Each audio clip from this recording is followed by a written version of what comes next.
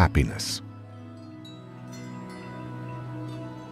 True joy and happiness are valuable.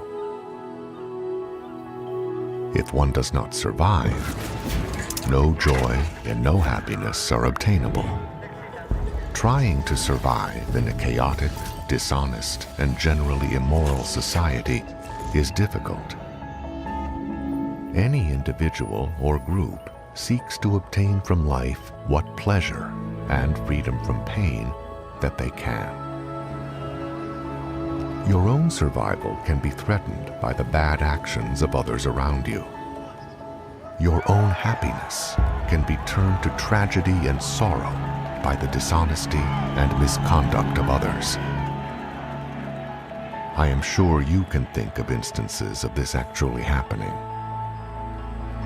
Such wrongs reduce one's survival and impair one's happiness.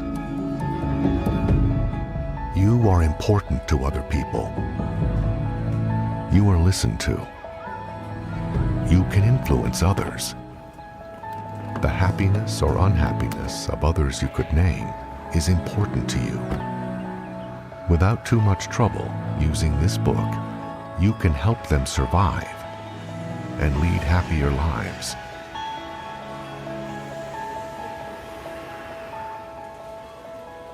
While no one can guarantee that anyone else can be happy, their chances of survival and happiness can be improved. And with theirs, yours will be. It is in your power to point the way to a less dangerous and happier life.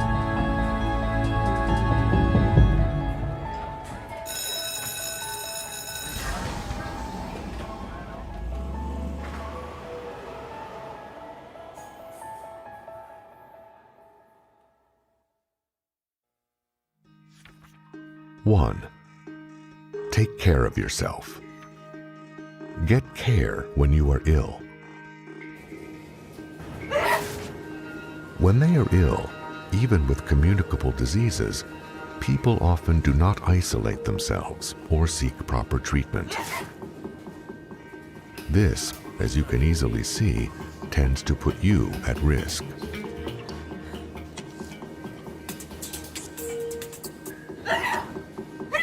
Insist when someone is ill that he or she takes the proper precautions and gets proper care. Keep your body clean. People who do not bathe or wash their hands regularly can carry germs. They put you at risk. You are well within your rights to insist that people bathe regularly and wash their hands. It is inevitable that one gets dirty working or exercising. Get them to clean up afterwards. Preserve your teeth. If one brushed one's teeth after every meal, it has been said that one would not suffer tooth decay. This, or chewing gum after each meal, goes far toward defending others from oral diseases and bad breath. Suggest to others that they preserve their teeth. Eat properly. People who do not eat properly are not of much help to you or themselves.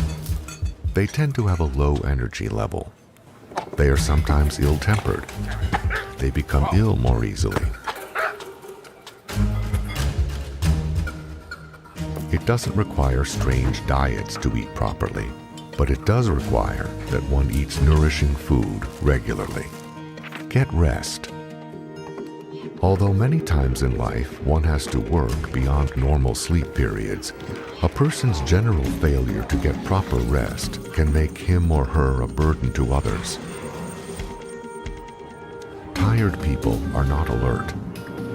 They can make mistakes. They have accidents.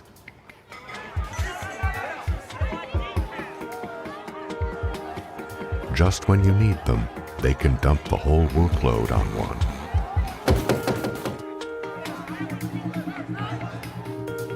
They put others at risk. Insist that people who do not get proper rest do so.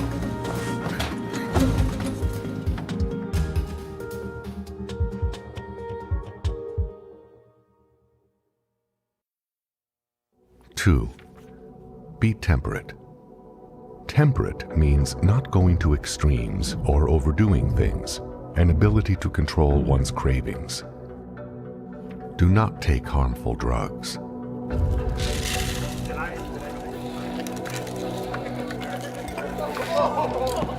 People who take drugs do not always see the real world in front of them. They are not really there.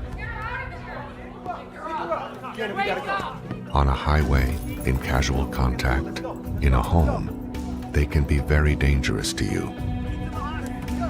People mistakenly believe they feel better or act better or are only happy when on drugs.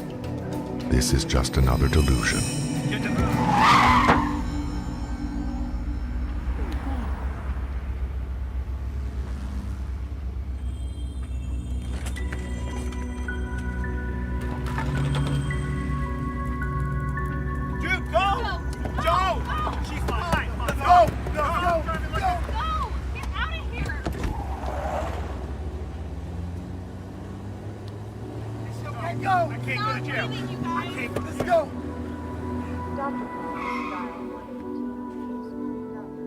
Sooner or later, the drugs will destroy them physically.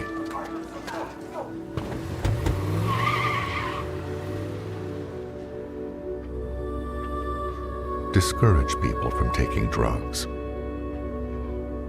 When they are doing so, encourage them to seek help in getting off of them. Do not take alcohol to excess. People who take alcohol are not alert. It impairs their ability to react. Even when it seems to them they are more alert because of it.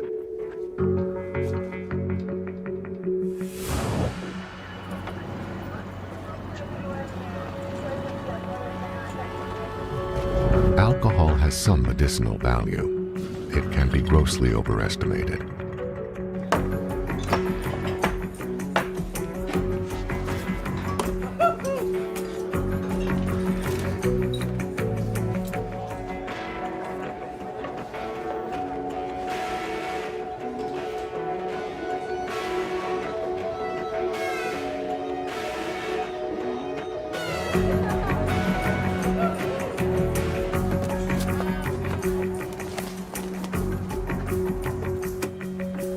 Don't let anyone who has been drinking drive you in a car or fly you in a plane.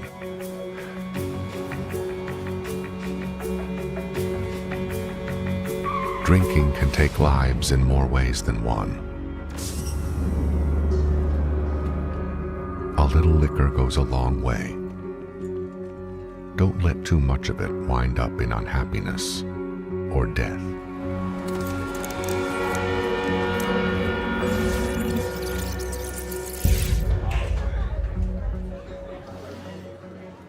Deter people from excessive drinking.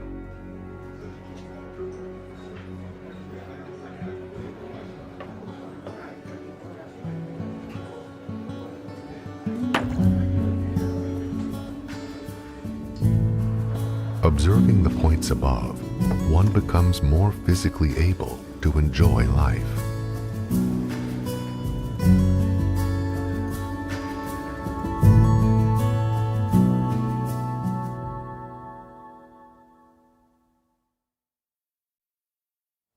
Three, don't be promiscuous. Sex is the means by which the race projects itself into the future through children and the family. A lot of pleasure and happiness can come from sex. Nature intended it that way, so the race would go on.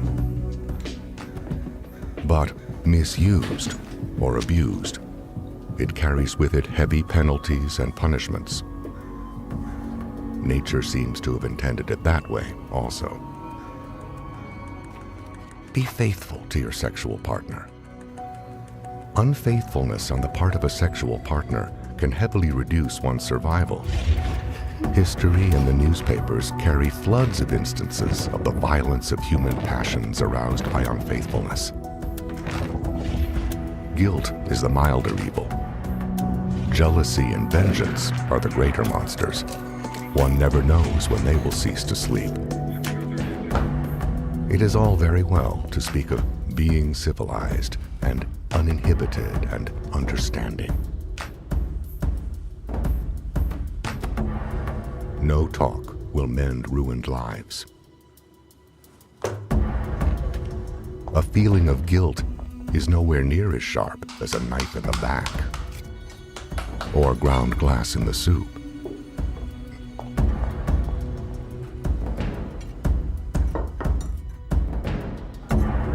Additionally, there is the question of health.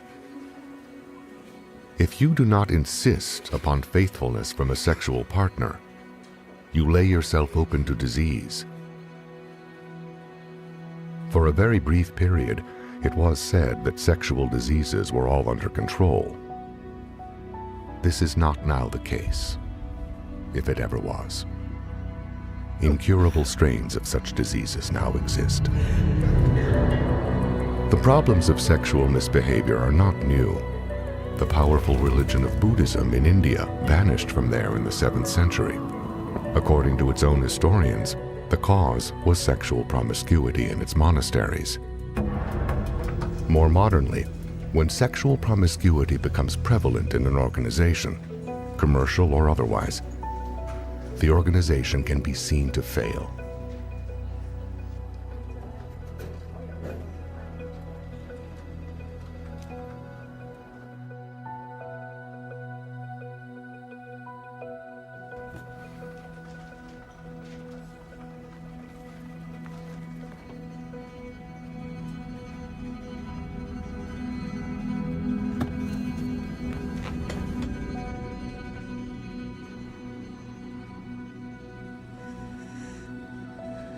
No matter how civilized their discussions about it, families shatter in the face of unfaithfulness. The urge of the moment can become the sorrow of a lifetime.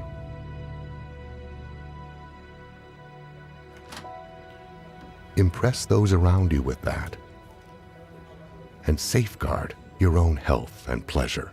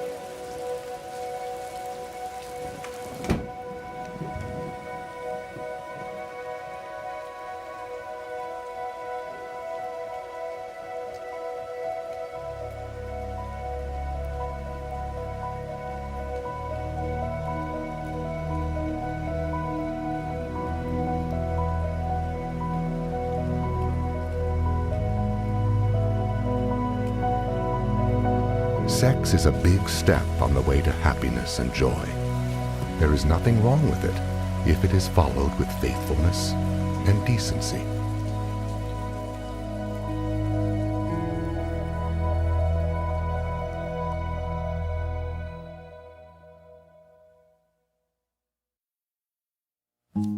Four, love and help children.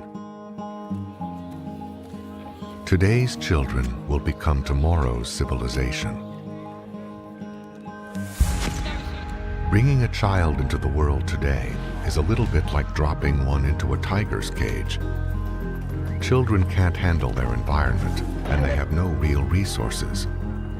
They need love and help to make it.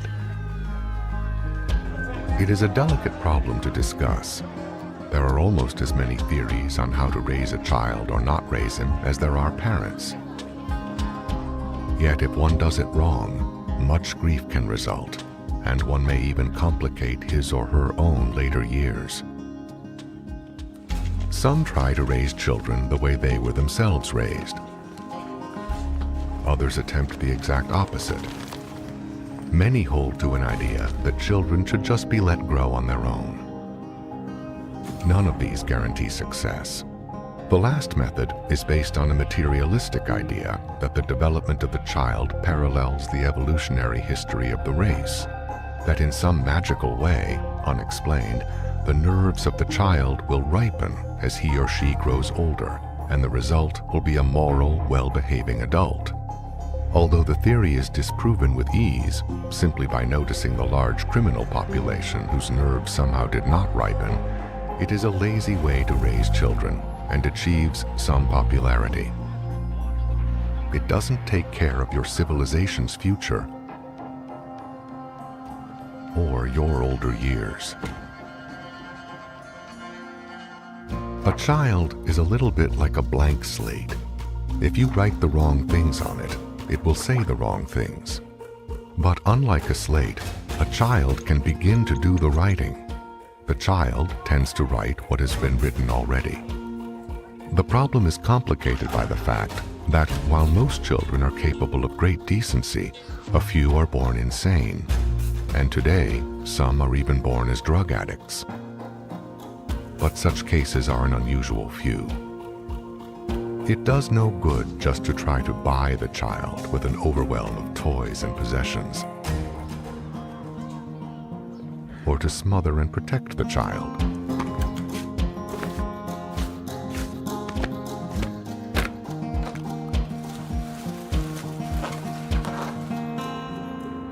The result can be pretty awful.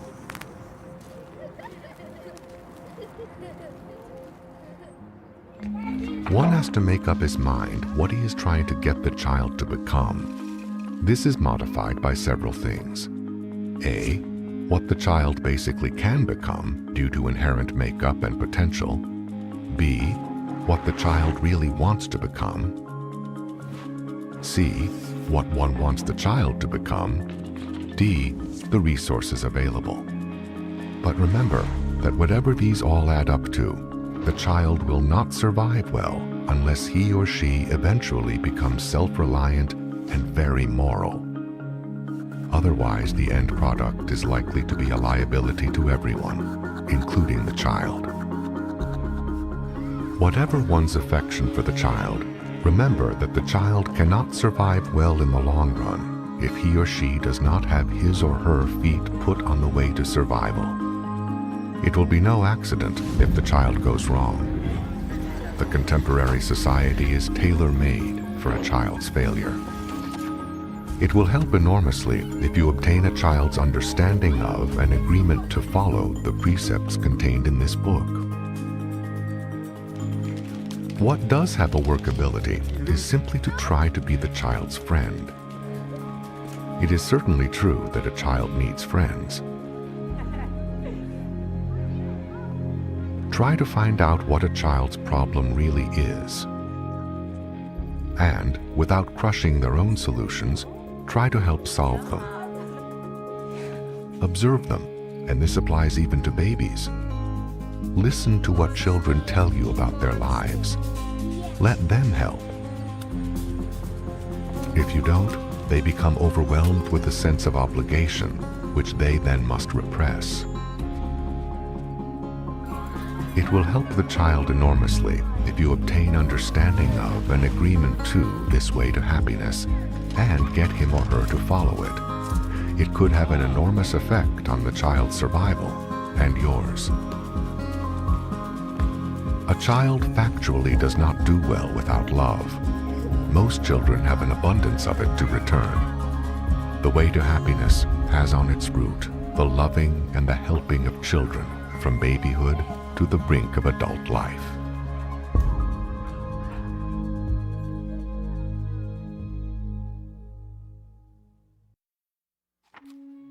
Five, honor and help your parents. From a child's point of view, parents are sometimes hard to understand. There are differences between generations. But truthfully, this is no barrier. When one is weak, it is a temptation to take refuge in subterfuges and lies. It is this which builds the wall.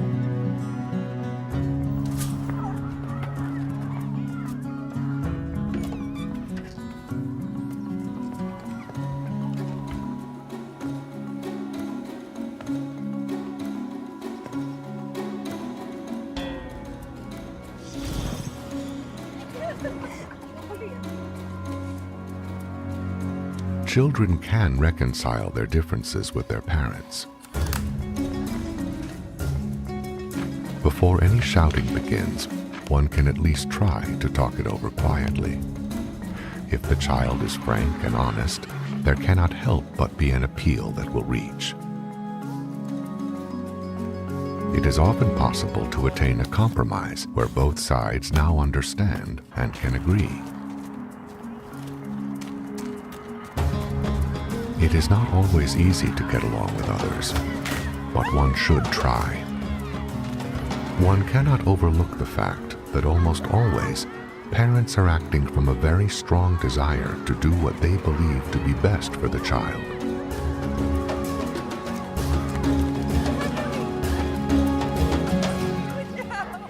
Children are indebted to their parents for their upbringing, if the parents did so. While some parents are so fiercely independent that they will accept no return on the obligation, it is nevertheless true that there often comes a time when it is the turn of the younger generation to care for their parents. In spite of all, one must remember that they are the only parents one has, and as such, no matter what, one should honor them and help them.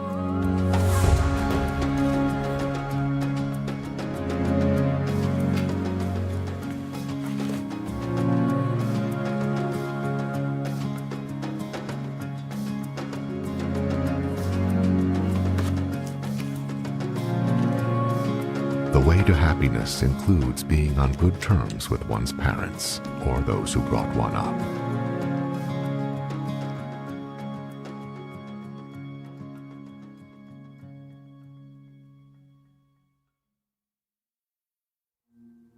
6. Set a good example.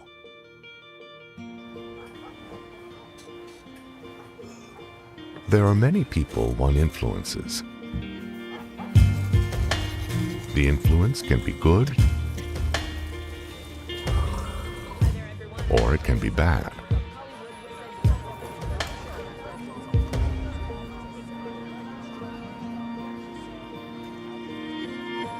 If one conducts his life to keep these recommendations, one is setting a good example.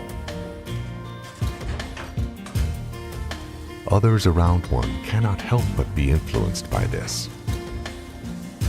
no matter what they say.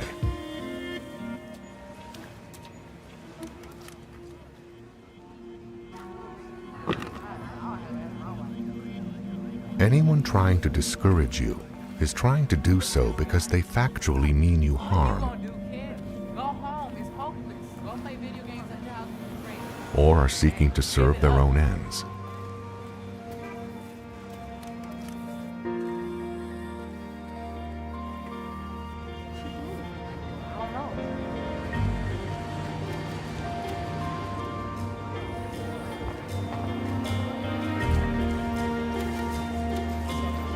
Down deep, they will respect you. Your own survival chances will be bettered in the long run, since others, influenced, will become less of a threat.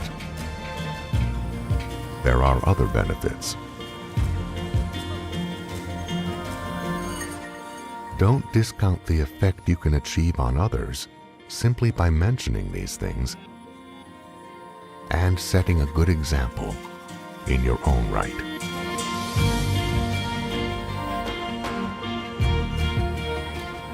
The way to happiness requires that one set a good example for others.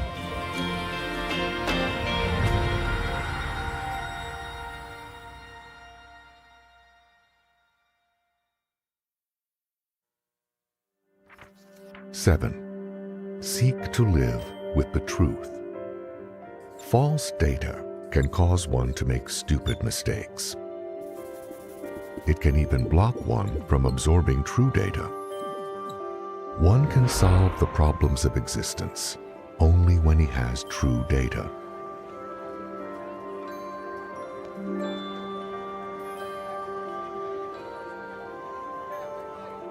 If those around one lie to him or her, one is led into making errors, and his survival potential is reduced. False data can come from many sources: academic, social, professional. Many want you to believe things just to suit their own ends.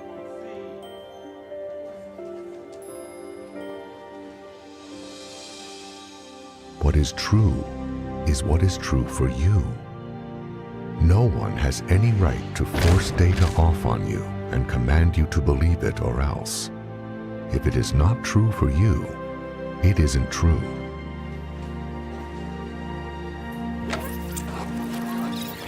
Think your own way through things. Accept what is true for you. Discard the rest.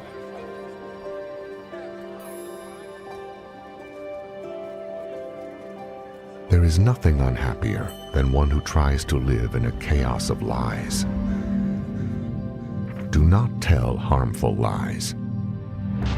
Harmful lies are the product of fear, malice, and envy. They can drive people to acts of desperation. They can ruin lives. They create a kind of trap into which the teller and the target can both fall. Interpersonal and social chaos can result. Many wars began because of harmful lies. One should learn to detect them and reject them. Do not bear false witness. There are considerable penalties connected with swearing or testifying to untrue facts. It is called perjury. It has heavy penalties.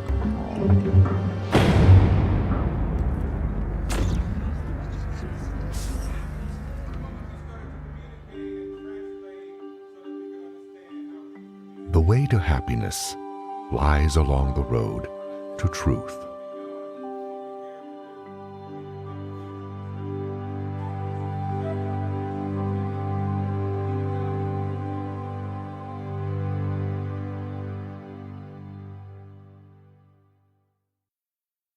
Eight, do not murder.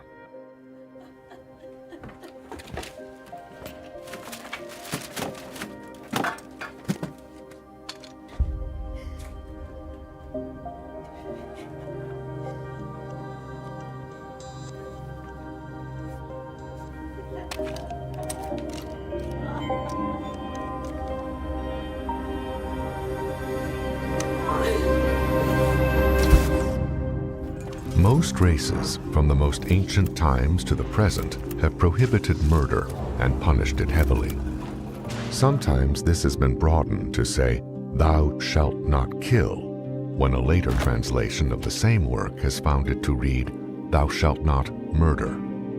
There is a considerable difference between these two words, kill and murder. A prohibition against all killing would rule out self-defense. It would tend to make it illegal to handle a serpent coiling to strike the baby. It would put a race on a diet of vegetables. I am sure you can see many illustrations of the difficulties raised by a prohibition against all killing. Murder is another thing entirely. By definition, it means the unlawful killing of one or more human being by another, especially with malice aforethought.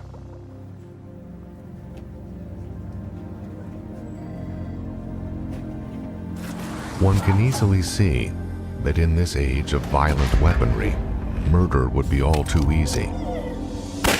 One could not exist in a society where oneself or one's family or friends were at the mercy of some who went about casually taking lives. Murder murder justly bears the highest priority in social prevention and retaliation.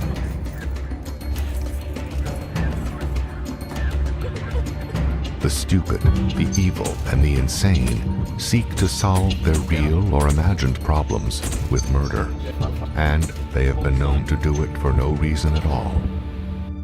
Get behind any demonstratedly effective program that handles this threat to mankind and push. Your own survival could depend upon it.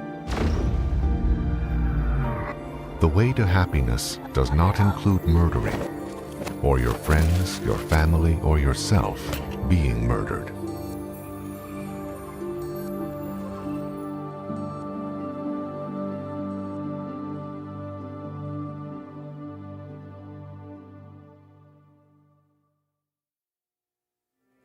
Nine, don't do anything illegal.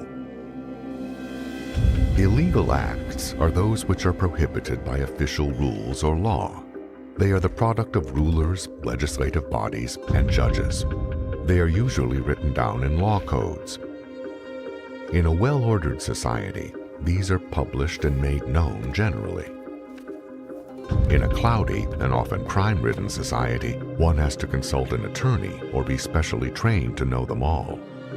Such a society will tell one that ignorance is no excuse for breaking the law.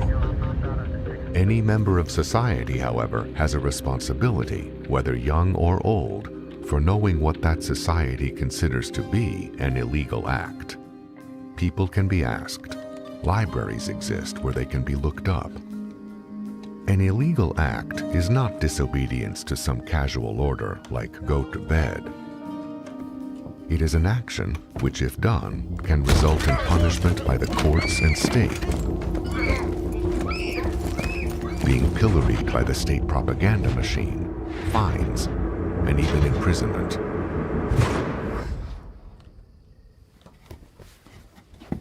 When one does something illegal, small or large, one is laid open to an attack by the state. It does not matter whether one is caught or not. When one does an illegal act, one has weakened one's defenses. Almost any worthwhile thing one is trying to accomplish often can be done in perfectly legal ways. The illegal route is a dangerous and time-wasting shortcut. Imagined advantages in committing illegal acts usually turn out not to be worth it. The state and government tends to be a rather unthinking machine. It exists and works on laws and codes of laws. It is geared to strike down through its channels at illegality. As such, it can be an implacable enemy, adamant on the subject of illegal acts. The rightness and wrongness of things do not count in the face of laws and codes of laws. Only the laws count. When you realize or discover that those about you are committing illegal acts, you should do what you can to discourage it. You yourself, not even a party to it, can yet suffer because of it. The firm's accountant falsifies the books. In any resulting commotion, the firm could fail, and you could lose your job. Such instances can grossly affect one's own survival.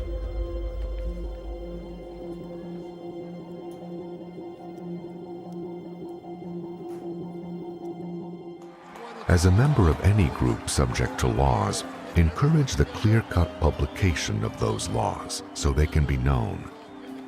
Support any legal political effort to reduce, clarify, and codify the laws that apply to that group.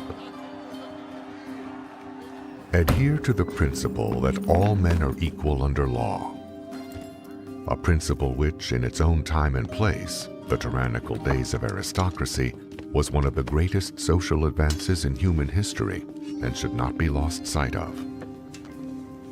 See that children and people become informed of what is legal and what is illegal, and make it known, if by as little as a frown, that you do not approve of illegal acts. Those who commit them, even when they get away with them, are yet weakened before the might of the state. the way to happiness does not include the fear of being found out.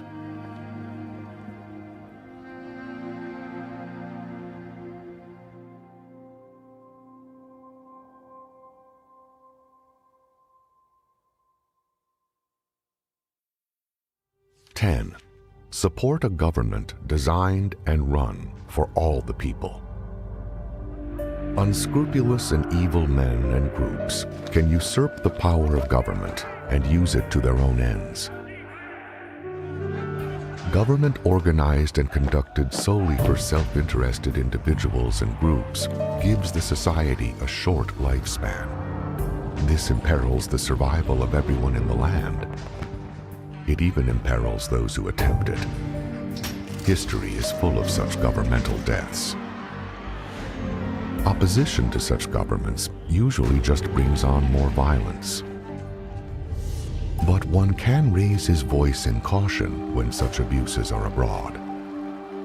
And one need not actively support such a government. Doing nothing illegal, it is yet possible, by simply withdrawing one's cooperation, to bring about an eventual reform. Even as this is being written, there are several governments in the world that are failing only because their people express their silent disagreement by simply not cooperating. These governments are at risk. Any untimely wind of mischance could blow them over. On the other hand, where a government is obviously working hard for all its people, rather than for some special interest group or insane dictator, one should support it to the limit. There is a subject called government. In schools, they mostly teach civics, which is merely how the current organization is put together. The real subject, government, goes under various headings: political economy, political philosophy, political power, etc. The whole subject of government and how to govern can be quite precise, almost a technical science. If one is interested in having a better government, one that does not cause trouble, one should suggest it be taught at earlier ages in schools. One can also read up on it. It is not a very difficult subject if you look up the big words. It is, after all, the people and their own opinion leaders who sweat and fight and bleed for their country. A government cannot bleed. It cannot even smile. It is just an idea men have. It is the individual person who is alive. You. The way to happiness is hard to travel when shadowed with the oppression of tyranny. A benign government, designed and run for all the people, has been known to smooth the way. When such occurs, it deserves support.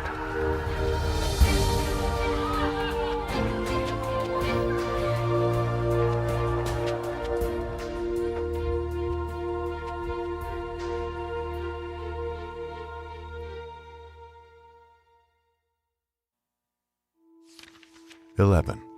Do not harm a person of good will." Traditionally, men of good will means those who mean well toward their fellows and work to help them. Despite the insistence of evil men that all men are evil, there are many good men around, and women too. You may have been fortunate enough to know some. Factually, the society runs on men and women of good will.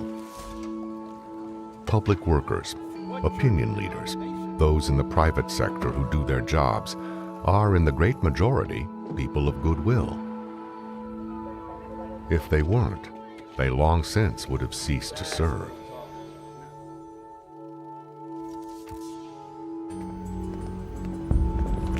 Such people are easy to attack. Their very decency prevents them from overprotecting themselves. Yet, the survival of most of the individuals in a society depends upon them. The violent criminal, the propagandist, the sensation-seeking media, all tend to distract one's attention from the solid, everyday fact that the society would not run at all were it not for the individuals of goodwill.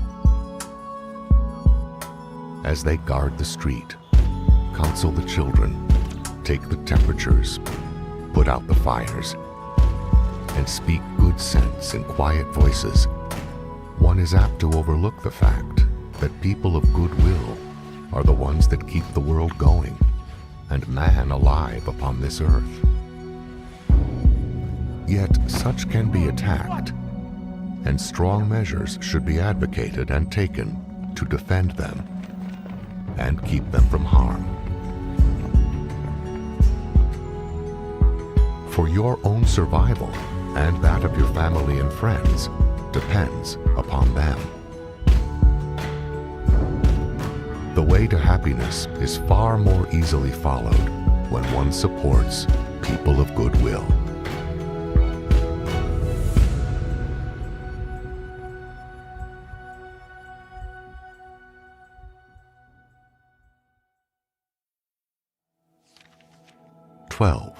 Safeguard and improve your environment. Be of good appearance.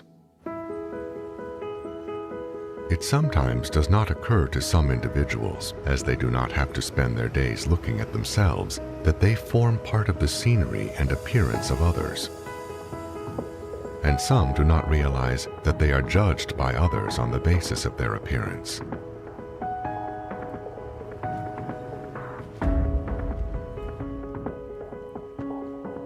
While clothes can be expensive, soap and the other tools of self-care are not that hard to obtain. The techniques are sometimes difficult to dig up, but can be evolved.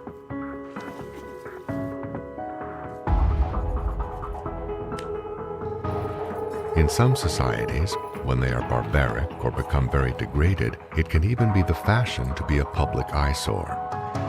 Actually, it is a symptom of a lack of self-respect.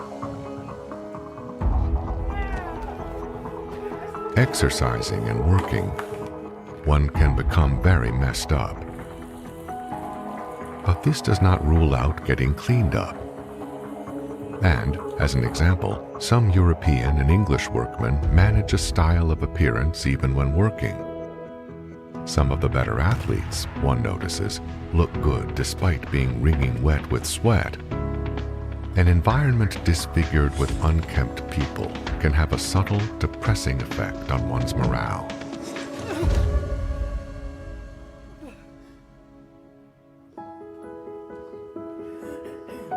Encourage people around you to look good by complimenting them when they do, or even gently helping them with their problems when they don't.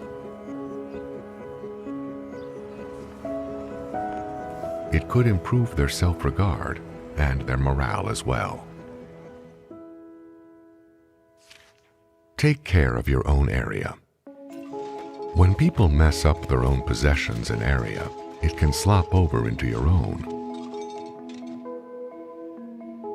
When people seem to be incapable of caring for their own things and places, it is a symptom of their feeling that they don't really belong there and don't really own their own things. When young, the things they were given had too many cautions and strings attached, or were taken away from them by brothers, sisters, or parents.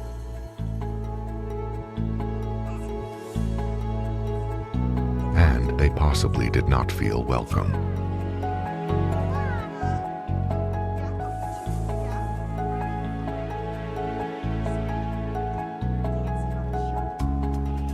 The possessions, the rooms and workspaces, the vehicles of such people advertise that they are not really the property of anyone. Worse, a sort of rage against possessions can sometimes be seen. Vandalism is a manifestation of it. A house or car nobody owns is soon ruined. Those who build and try to maintain low-income housing are often dismayed by the rapidity with which ruin can set in. The poor, by definition, own little or nothing. Harassed in various ways, they also come to feel they do not belong.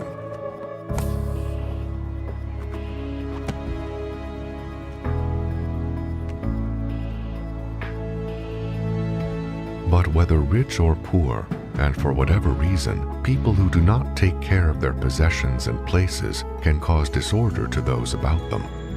I am sure you can think of such instances. Ask such people what they really do own in life, and if they really belong where they are, and you will receive some surprising answers,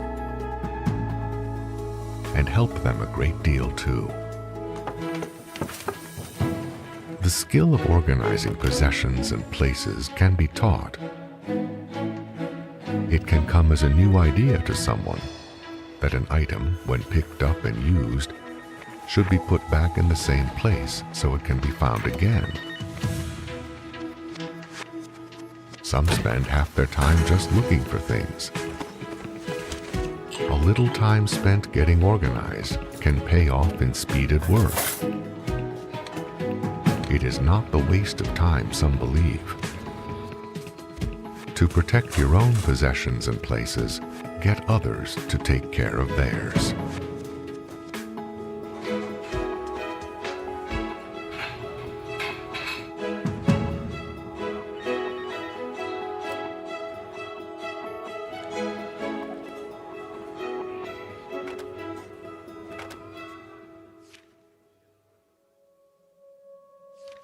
Help take care of the planet.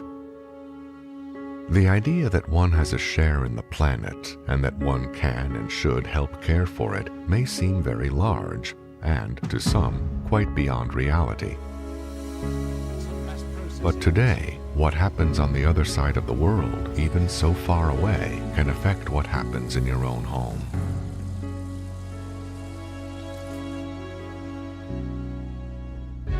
Recent discoveries by space probes to Venus have shown that our own world could be deteriorated to a point where it would no longer support life, and it possibly could happen in one's own lifetime.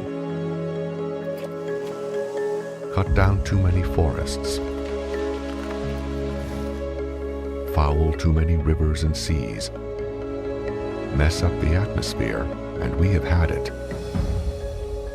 The surface temperature can go roasting hot. The rain can turn to sulfuric acid. All living things could die. One can ask, even if that were true, what could I do about it? Well, even if one were simply to frown when people do things to mess up the planet, one would be doing something about it. Even if one only had the opinion that it was just not a good thing to wreck the planet and mentioned that opinion, one would be doing something. Care of the planet begins in one's own front yard. It extends through the area one travels to get to school or work. It covers such places as where one picnics or goes on vacation. The litter which messes up the terrain and water supply, the dead brush which invites fire, these are things one need not contribute to, and which, in otherwise idle moments, one can do something about. Planting a tree may seem little enough, but it is something. In some countries, old people, the unemployed, do not just sit around and go to pieces. They are used to care for the gardens and parks and forests, to pick up the litter and add some beauty to the world. There is no lack of resources to take care of the planet. They are mainly ignored. One notes that the Civilian Conservation Corps in the U.S., organized in the 1930s to absorb the energies of unemployed officers and youth, was one of the few, if not the only project of that depressed era that created far more wealth for the state than was expended. It reforested large areas and did other valuable things that cared for the U.S. part of the planet. one notes that the CCC no longer exists. One can do as little as add one's opinion that such projects are worthwhile and support opinion leaders and organizations that carry on environmental work. There is no lack of technology, but technology and its application cost money. Money is available when sensible economic policies, policies which do not penalize everyone, are followed. Such policies exist. There are many things one can do to help take care of the planet. They begin with the idea that one should. They progress with suggesting to others they should. Man has gotten up to the potential of destroying the planet. He must be pushed on up to the capability and actions of saving it. It is, after all, what we're standing on.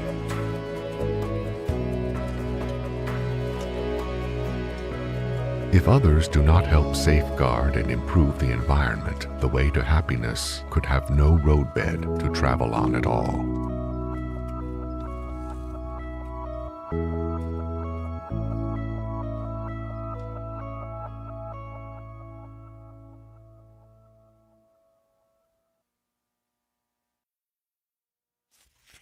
"13. Do not steal.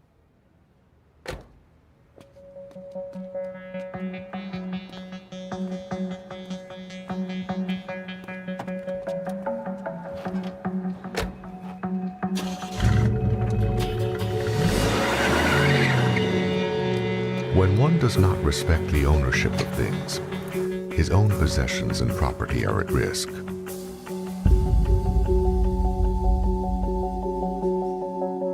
A person who, for one reason or another, has been unable to honestly accumulate possessions can pretend that nobody owns anything anyway. But don't try to steal his shoes.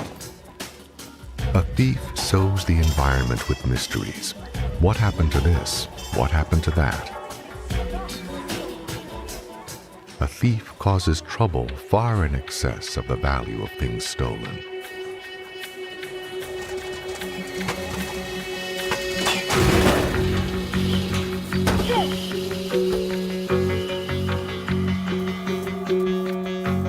Faced with the advertising of desirable goods, torn by the incapability of doing anything valuable enough to acquire possessions,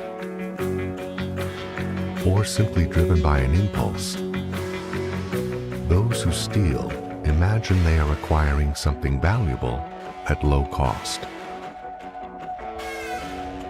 But that is the difficulty. The cost.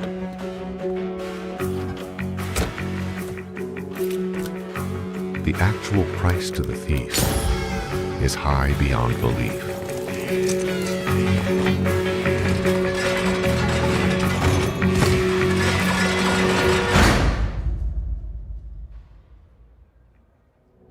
The greatest robbers in history paid for their loot by spending their lives in wretched hideouts and prisons with only rare moments of the good life.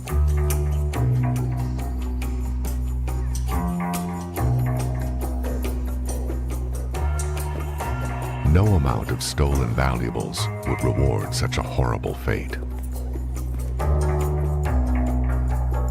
Stolen goods greatly reduce in value. They have to be hidden. They are always a threat to liberty itself. Even in communist states, the thief is sent to prison. Stealing things is really just an admission that one is not capable enough to make it honestly, or that one has a streak of insanity. Ask a thief which one it is. It's either one or the other.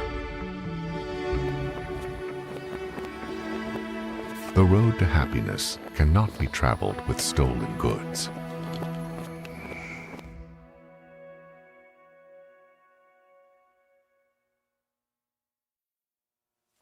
"14. Be worthy of trust.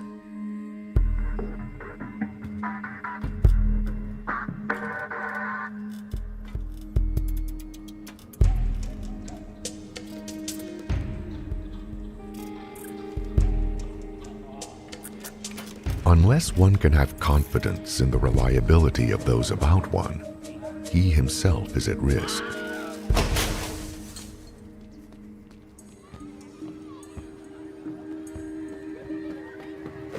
When those he counts upon let him down, his own life can become disordered, and even his own survival can be put at risk.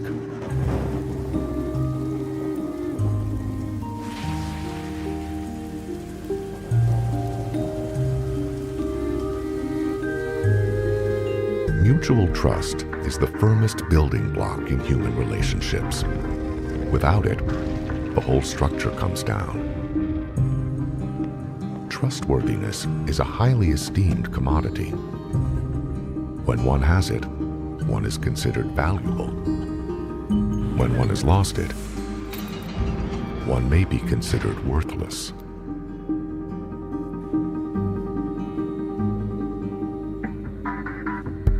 One should get others around one to demonstrate it and earn it.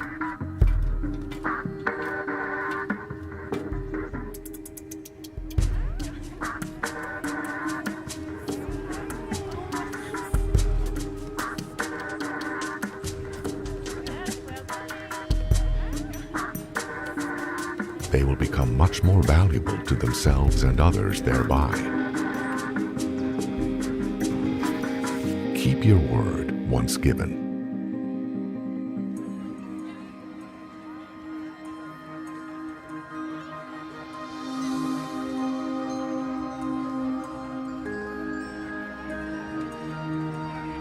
When one gives an assurance or promise, or makes a sworn intention, one must make it come true.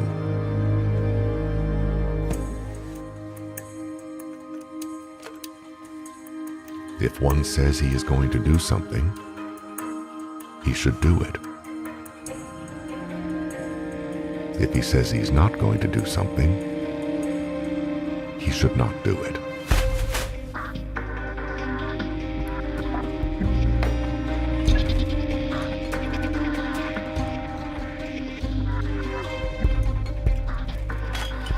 One's regard for another is based in no small degree on whether or not the person keeps his or her word.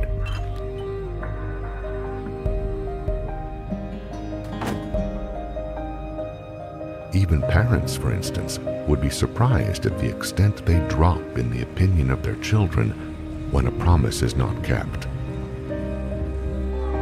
People who keep their word are trusted and admired. People who do not are regarded like garbage. Those who break their word often never get another chance.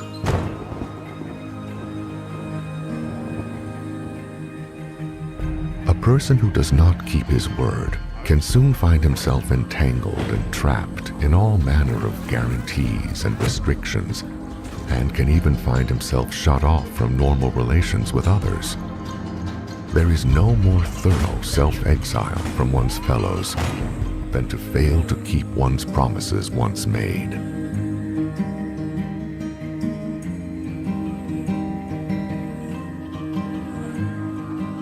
One should never permit another to give his or her word lightly.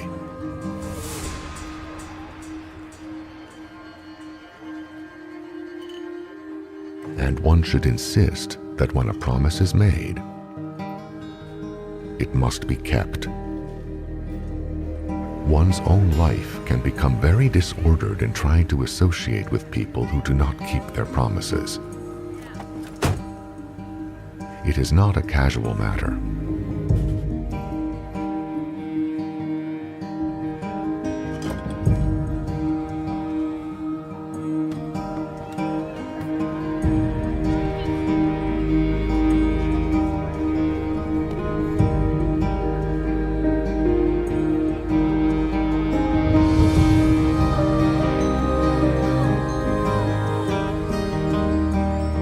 The way to happiness is much, much easier to travel with people one can trust.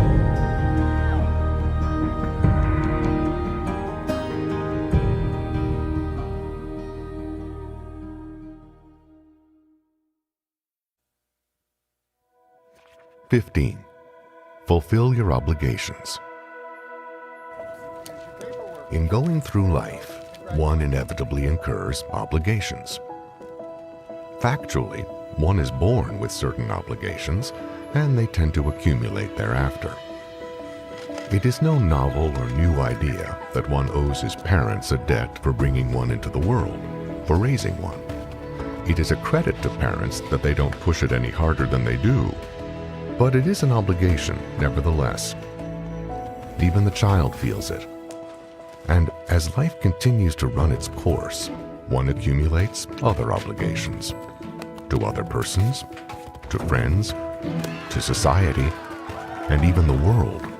It is an extreme disservice to a person not to permit him to satisfy or pay off his obligations. No small part of the revolt of childhood is caused by others refusing to accept the only coins a baby or child or youth has with which to discharge the weight of obligation. The baby's smiles, the child's fumbling efforts to help, the youth's possible advice, or just the effort to be a good son or a good daughter commonly pass unrecognized, unaccepted. They can be ill-aimed, often ill-planned. They fade quickly. Such efforts, when they fail to discharge the enormity of the debt, can be replaced with any number of mechanisms or rationalizations. One doesn't really owe anything. I was owed it all in the first place. I didn't ask to be born. My parents or guardians are no good. And life isn't worth living anyway, to name a few. And yet, the obligations continue to pile up. The weight of obligation can be a crushing burden if one can see no way to discharge it. It can bring about all manner of individual or social disorders.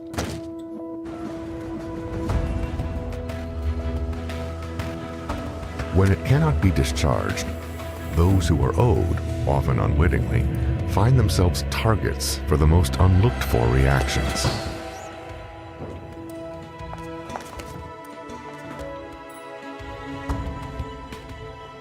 One can help a person who finds himself in the dilemma of unpaid obligations and debt by simply going over with him or her all the obligations they have incurred and have not fulfilled, moral, social, and financial, and work out some way to discharge all of those the person feels are still owed.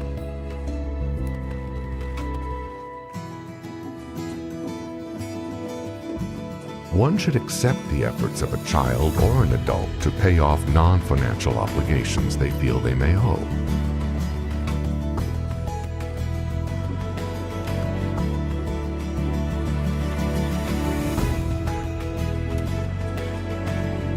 One should help bring about some mutually agreeable solution to the discharge of financial ones. Discourage a person from incurring more obligations than it is possible for him or her to actually discharge or repay. The way to happiness is very hard to travel when one is burdened with the weight of obligations which one is owed or which he has not discharged.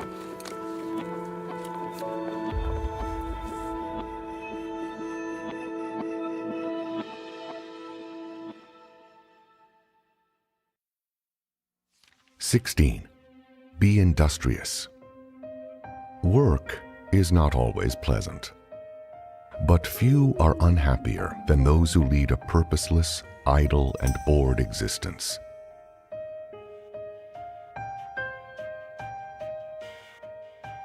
Children gloom to their mother when they have nothing to do. The low-mindedness of the unemployed, even when they are on relief or the dole, is legendary. The retired man, with nothing further to accomplish in life, perishes from inactivity, as shown by statistics. Even the tourist, lured by a travel agency's call to leisure, gives a tour conductor a bad time if he has nothing for them to do. Sorrow itself can be eased by simply getting busy at something. Morale is boosted to high highs by accomplishment. In fact, it can be demonstrated that production is the basis of morale. People who are not industrious dump the workload on those around them. They tend to burden one. It is hard to get along with idle people. Aside from depressing one, they can also be a bit dangerous.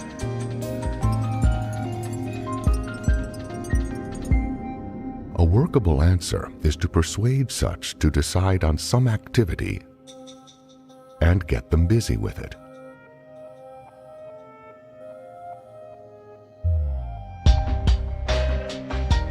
The most lasting benefit will be found to arise from work that leads to actual production.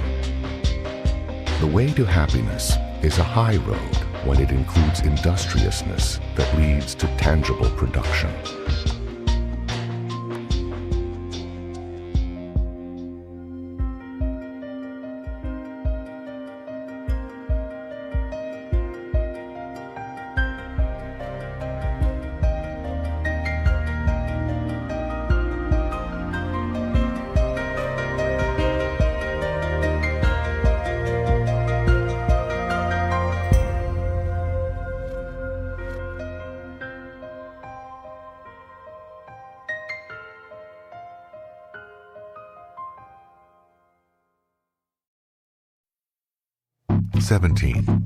Be competent.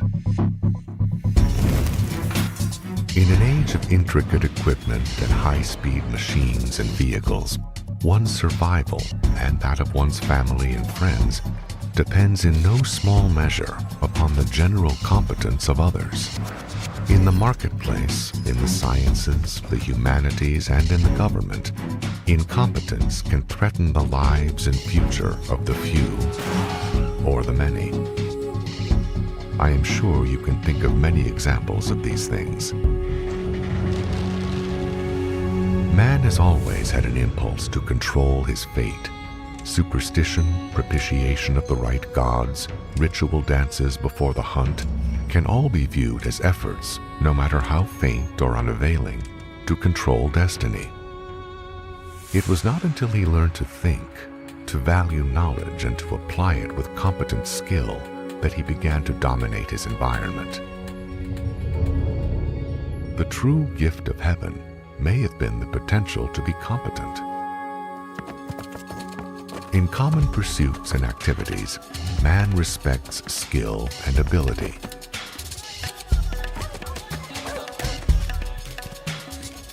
These in a hero or athlete are almost worshipped.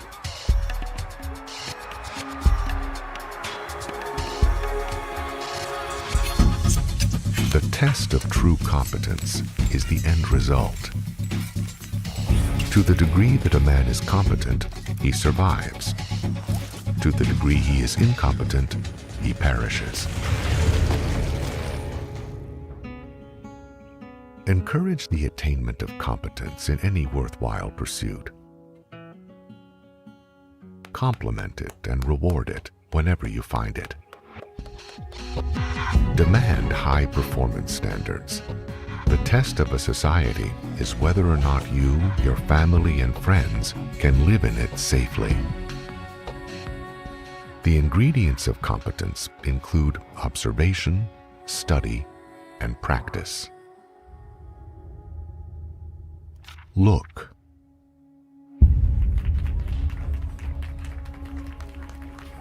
See what you see. Not what someone tells you that you see.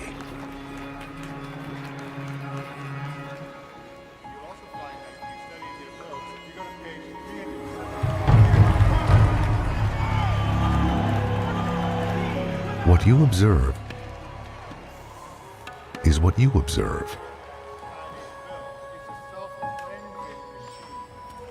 Look at things and life and others directly. Not through any cloud of prejudice, curtain of fear, or the interpretation of another.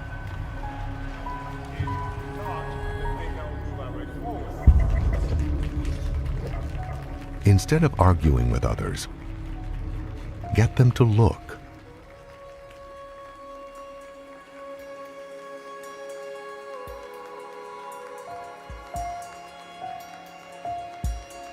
The most flagrant lies can be punctured. The greatest pretenses can be exposed. The most intricate puzzles can resolve. The most remarkable revelations can occur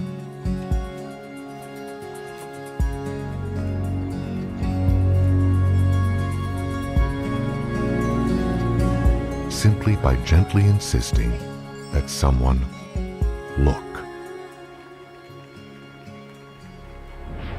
When another finds things almost too confusing and difficult to bear, when his or her wits are going around and around, get the person to just stand back and look.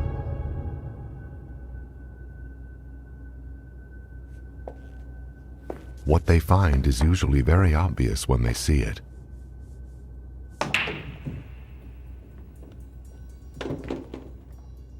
Then they can go on and handle things.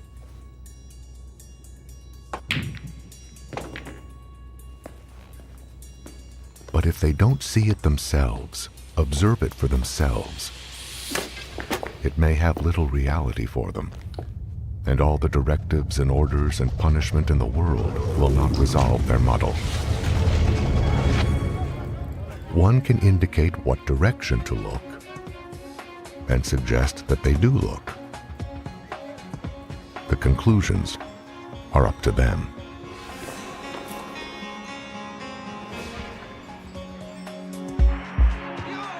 A child or adult sees what he himself sees, and that is reality for him. True competence is based on one's own ability to observe. With that as reality, only then can one be deft and sure. Learn.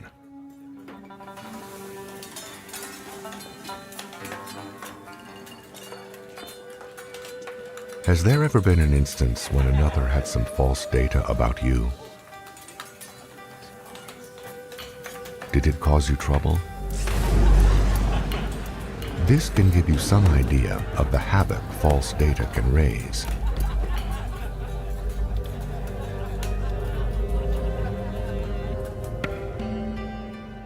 You could also have some false data about another. Separating the false from the true brings about understanding. There is a lot of false data around. Evil-intentioned individuals manufacture it to serve their own purposes. Some of it comes from just plain ignorance of the facts. It can block the acceptance of true data.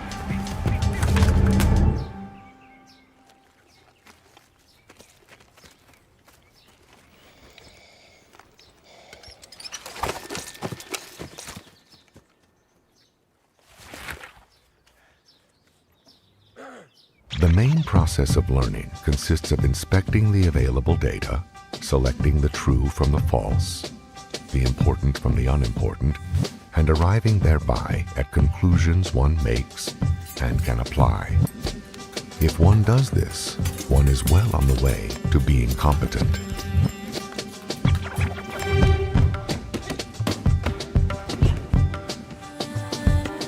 The test of any truth is whether it is true for you.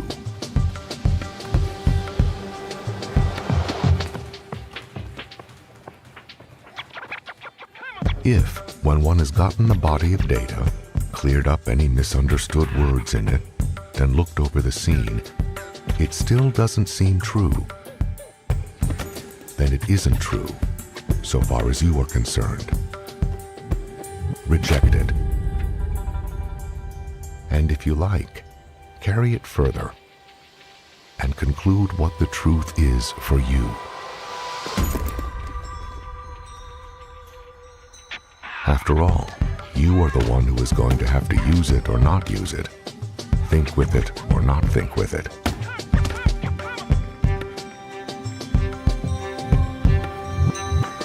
If one blindly accepts facts or truths just because he is told he must, facts and truths which do not seem true to one or even false, the end result can be an unhappy one. That is the alley to the trash bin of incompetence. Another part of learning entails simply committing things to memory, like the spelling of words, mathematical tables and formulas, the sequence of which buttons to push. But even in simple memorizing, one has to know what the material is for and how and when to use it.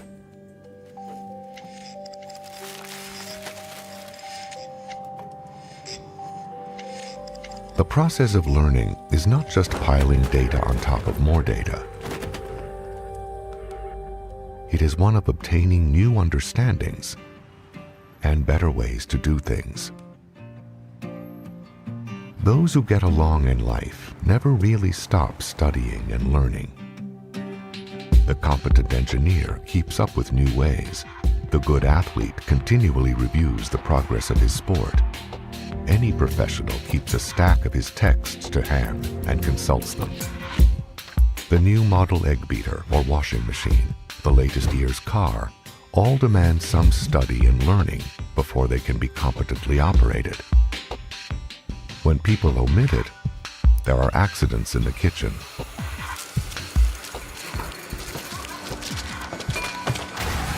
And piles of bleeding wreckage on the highways. It is a very arrogant fellow who thinks he has nothing further to learn in life.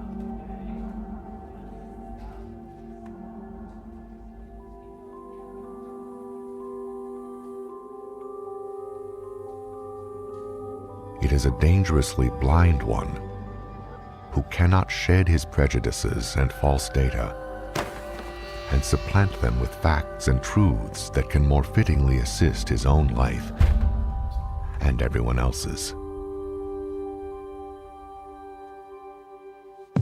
There are ways to study so that one really learns and can use what one learns. In brief, it consists of having a teacher and/or texts that know what they are talking about, of clearing up every word one does not fully understand, of consulting other references and/or the scene of the subject, sorting out the false data one might already have, sifting the false from the true on the basis of what is now true for you. The end result will be certainty and potential competence. It can be, actually, a bright and rewarding experience. Not unlike climbing a treacherous mountain through brambles, but coming out on top with a new view of the whole wide world.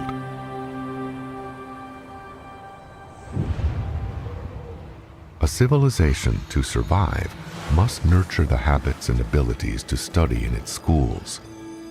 A school is not a place where one puts children to get them out from underfoot during the day. That would be far too expensive for just that. It is not a place where one manufactures parrots. School is where one should learn to study, and where children can be prepared to come to grips with reality, learn to handle it with competence, and be ready to take over tomorrow's world. The world where current adults will be in their later middle or old age. The hardened criminal never learned to learn. Repeatedly, the courts seek to teach him that if he commits the crime again, he will go back to prison. Most of them do the same crime again and go back to prison. Factually, criminals cause more and more laws to be passed. The decent citizen is the one that obeys laws. The criminals, by definition, do not.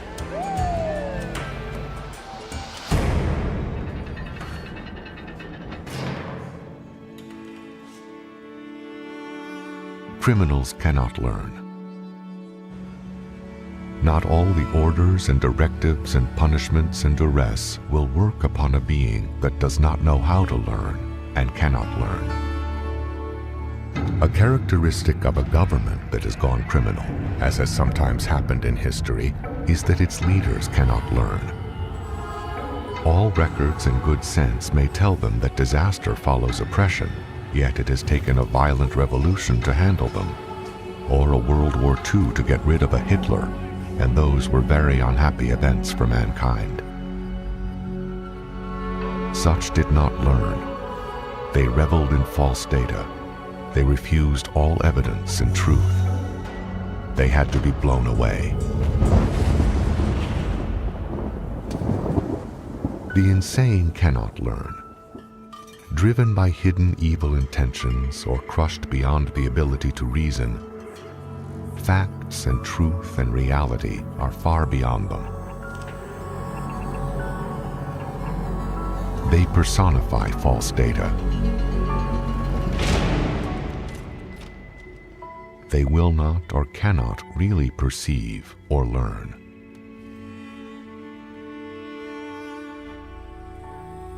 A multitude of personal and social problems arise from the inability or refusal to learn.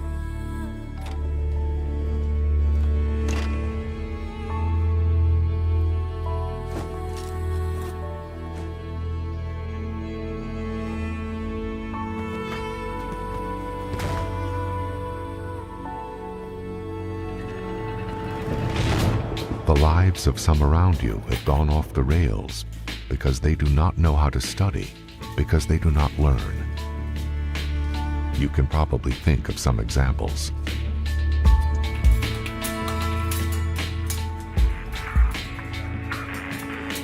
If one cannot get those around him to study and learn, one's own work can become much harder and even overloaded. And one's own survival potential can be greatly reduced.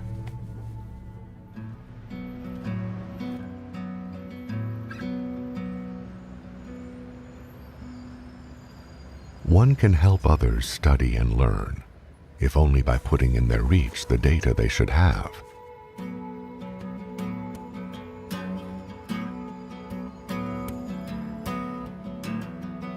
One can help simply by acknowledging what they have learned. One can assist if only by appreciating any demonstrated increase in competence.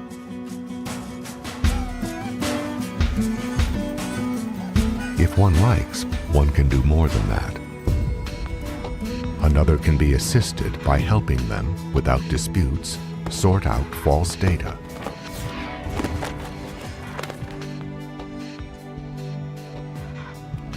By helping them find and clear up words they have not understood. By helping them find and handle the reasons they do not study and learn.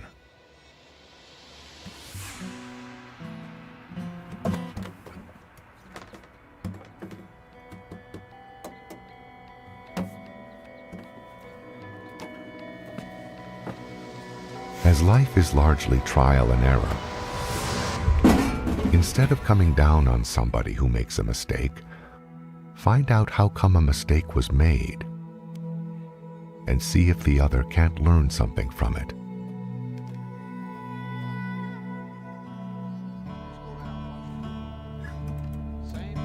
Now and then you may surprise yourself by untangling a person's life just by having gotten the person to study and learn.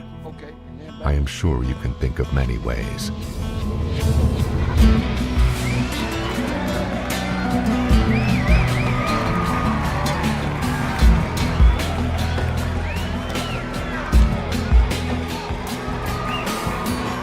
And I think you will find the gentler ones work best.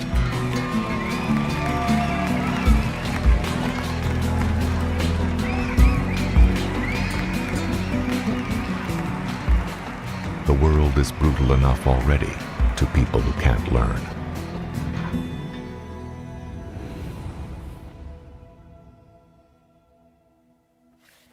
Practice.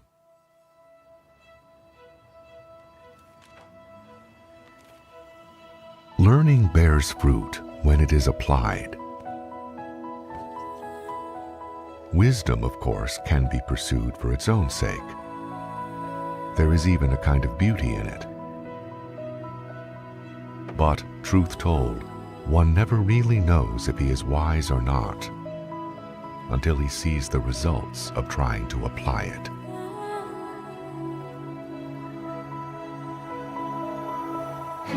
Any activity, skill, or profession, ditch digging, law, engineering, cooking, or whatever, no matter how well studied, collides at last with the acid test.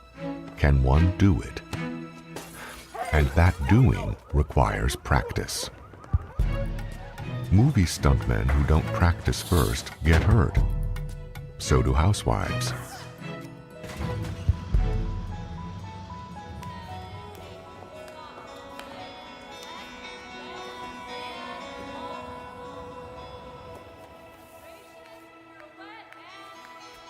Safety is not really a popular subject because it is usually accompanied by be careful and go slow.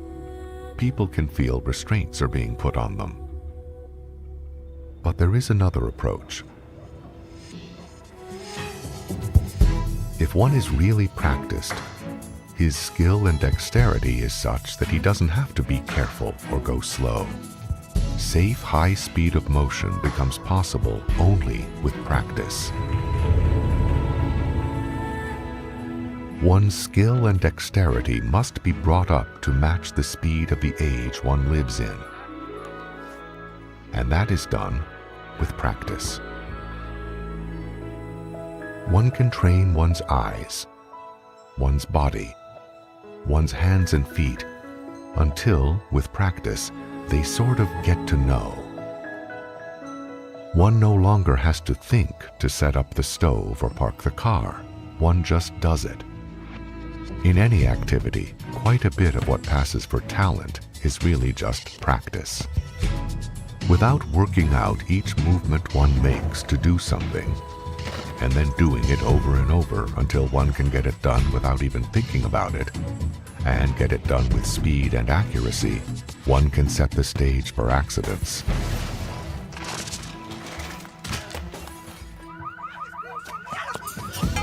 Statistics tend to bear out that the least practiced have the most accidents. The same principle applies to crafts and professions which mainly use the mind. The lawyer who is not drilled on courtroom procedure may not have learned to shift his mental gears fast enough to counter new turns of a case and loses it. An undrilled new stockbroker could lose a fortune in minutes. A green salesman who has not rehearsed selling can starve for lack of sales. The right answer is to practice, practice, and practice. Sometimes one finds that what one has learned he cannot apply. If so, the faults lay with improper study or with the teacher or text.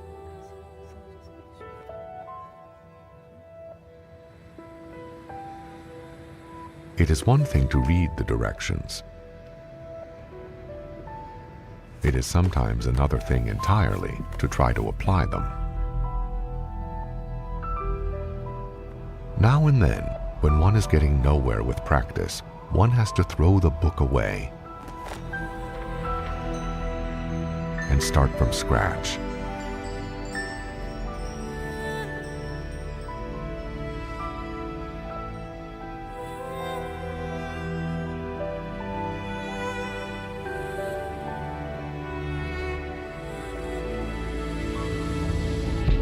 The field of movie sound recording has been like that. If one followed what recordist texts there have been, one couldn't get a bird song to sound any better than a foghorn. That is why you can't tell what the actors are saying in some movies. The good sound recordist had to work it all out for himself in order to do his job. But in the same field of the cinema, there is a complete reverse of this. Several texts on cine lighting are excellent. If followed exactly, one gets a beautiful scene. It is regrettable, particularly in a high-speed technical society, that not all activities are adequately covered with understandable texts. But that should not stop one. When good texts exist, value them and study them well.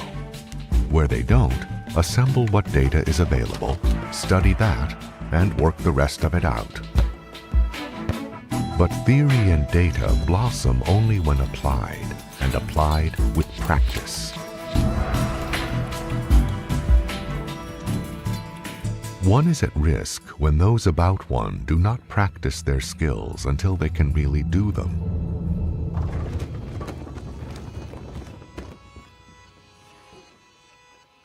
There is a vast difference between good enough and professional skill and dexterity.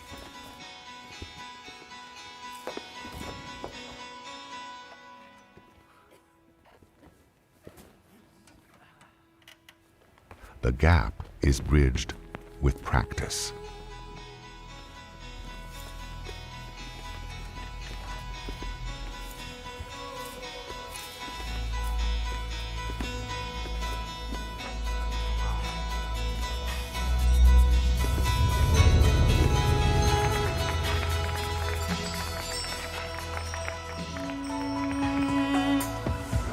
Get people to look, study, work it out, and then do it. And when they have it right, get them to practice, practice, practice, until they can do it like a pro.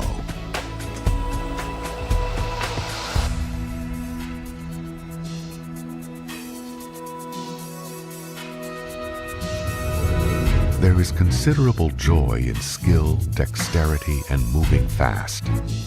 It can only be done safely with practice.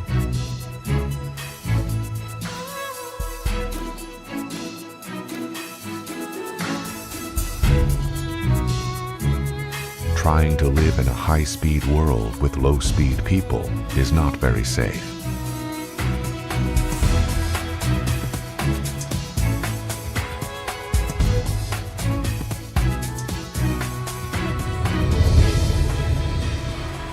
The way to happiness is best traveled with competent companions.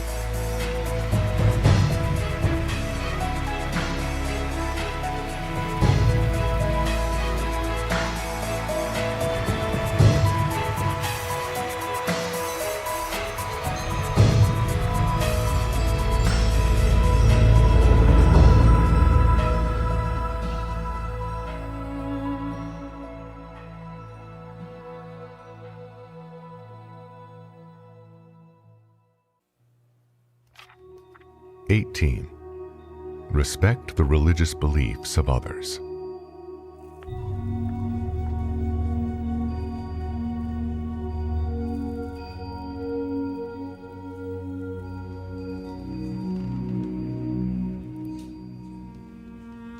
Tolerance is a good cornerstone on which to build human relationships. When one views the slaughter and suffering caused by religious intolerance down all the history of man and into modern times, one can see that intolerance is a very non-survival activity. Religious tolerance does not mean one cannot express his own beliefs. It does mean that seeking to undermine or attack the religious faith and beliefs of another has always been a short road to trouble. Philosophers since the times of ancient Greece have disputed with one another about the nature of God, man, and the universe. The opinions of authorities ebb and flow.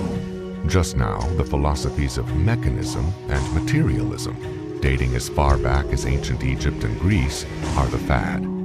They seek to assert that all is matter and overlook that, neat as their explanations of evolution may be, they still do not rule out additional factors that might be at work, that might be merely using such things as evolution. They are today the official philosophies and are even taught in schools. They have their own zealots who attack the beliefs and religions of others.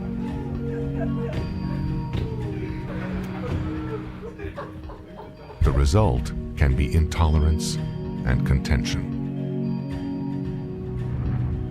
If all the brightest minds since the 5th century BC or before have never been able to agree on the subject of religion or anti-religion, it is an arena of combat between people that one would do well to stay out of.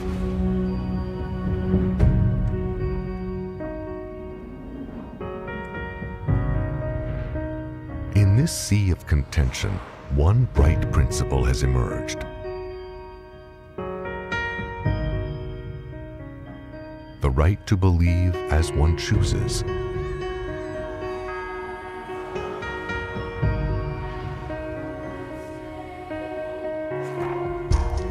Faith and belief do not necessarily surrender to logic. They cannot even be declared to be illogical. They can be things quite apart. Any advice one might give another on this subject is safest when it simply asserts the right to believe as one chooses. One is at liberty to hold up his own beliefs for acceptance.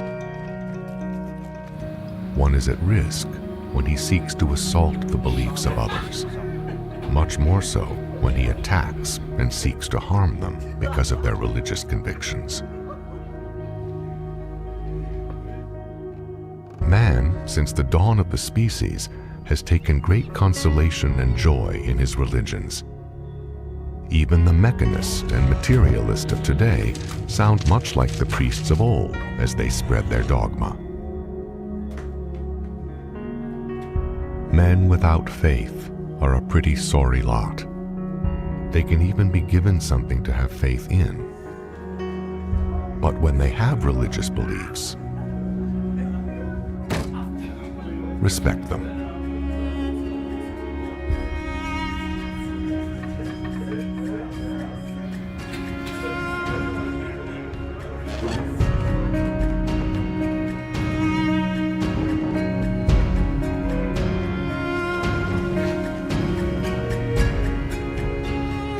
The way to happiness can become contentious when one fails to respect the religious beliefs of others.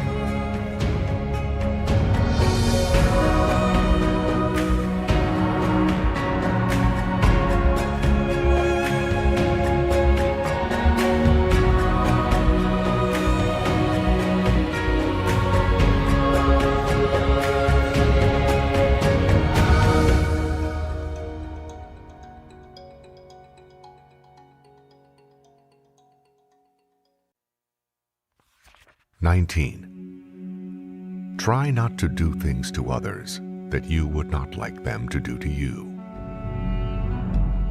Among many peoples in many lands for many ages, there have been versions of what is called the Golden Rule. The above is a wording of it that relates to harmful acts. Only a saint could go through life without ever harming another.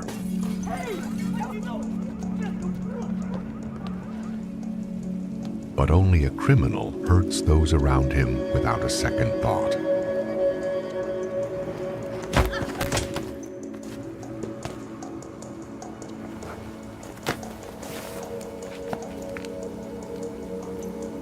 Completely aside from feelings of guilt or shame or conscience, all of which can be real enough and bad enough, it also happens to be true that the harm one does to others can recoil on oneself.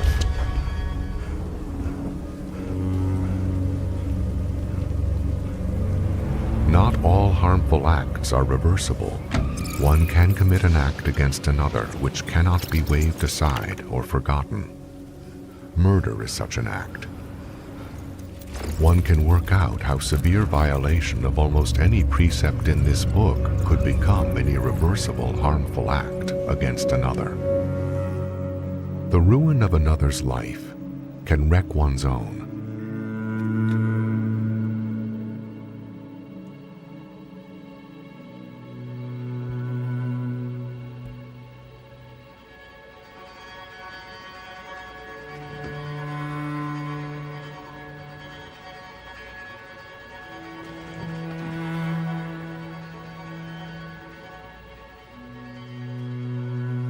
society reacts. The prisons and the insane asylums are stuffed with people who harm their fellows. But there are other penalties. Whether one is caught or not, committing harmful acts against others, particularly when hidden, can cause one to suffer severe changes in his attitudes toward others and himself. All of them unhappy ones. The happiness and joy of life depart. This version of the Golden Rule is also useful as a test. When one persuades someone to apply it, the person can attain a reality on what a harmful act is. It answers for one what harm is. The philosophic question concerning wrongdoing, the argument of what is wrong, is answered at once on a personal basis. Would you not like that to happen to you? No? Then it must be a harmful action, and, from society's viewpoint, a wrong action. It can awaken social consciousness. It can then let one work out what one should do and what one should not do.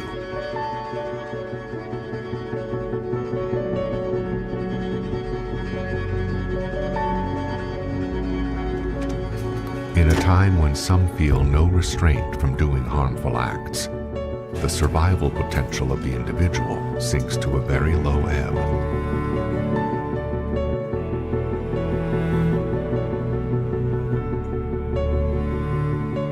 If you can persuade people to apply this,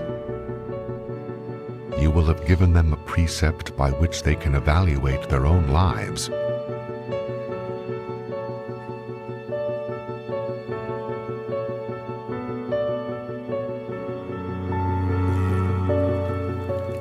And for some, opened the door to let them rejoin the human race.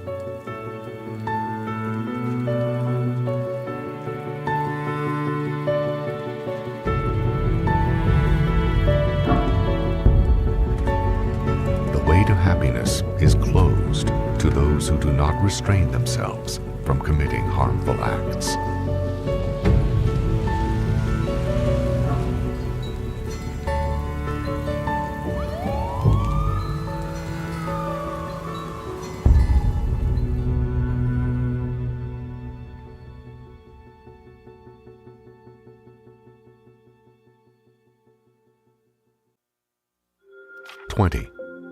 Try to treat others as you would want them to treat you.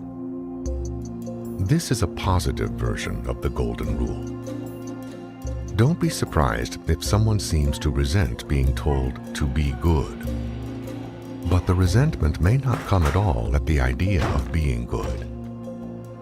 It may be because the person factually has a misunderstanding of what it means.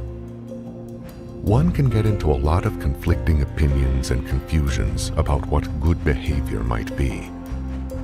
One might never have grasped, even if the teacher did, why he or she was given the grade received for conduct. One might even have been given or assumed false data concerning it. Children should be seen and not heard. Being good means being inactive. However, there is a way to clear it all up to one's complete satisfaction. In all times and in most places, mankind has looked up to and revered certain values. They are called the virtues. They have been attributed to wise men, holy men, saints, and gods.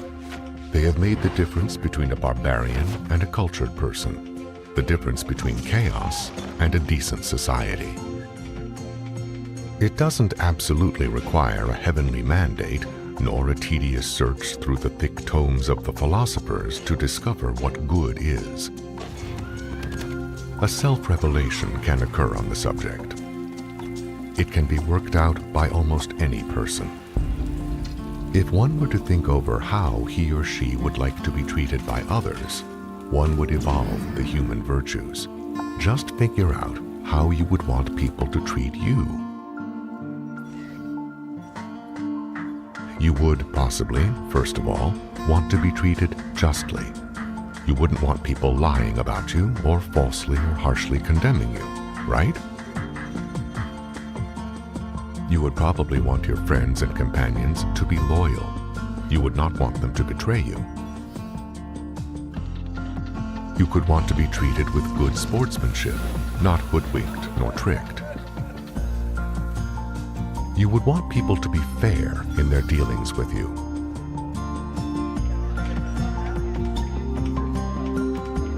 You would want them to be honest with you and not cheat you, correct? You might want to be treated kindly and without cruelty.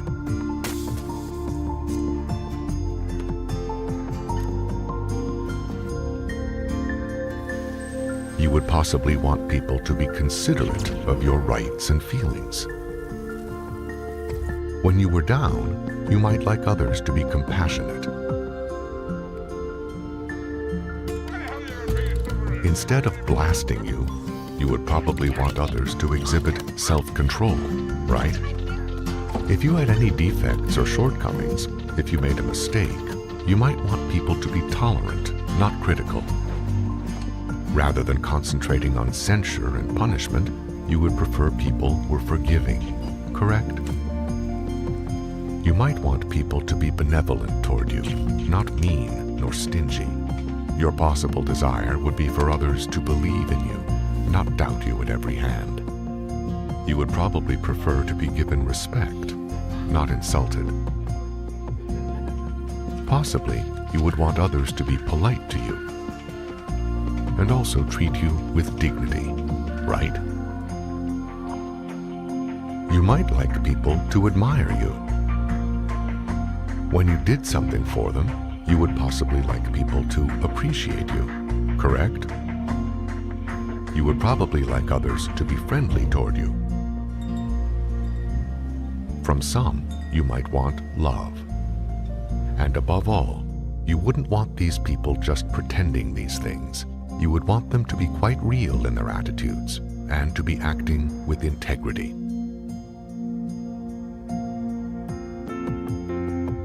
You could possibly think of others, and there are other precepts contained in this book, but above you would have worked out the summary of what are called the virtues.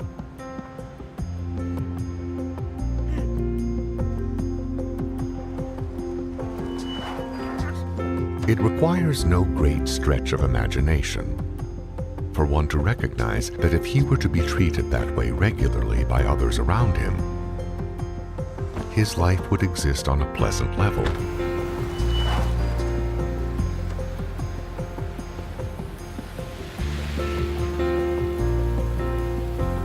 And it is doubtful if one would build up much animosity toward those who treated him in this fashion.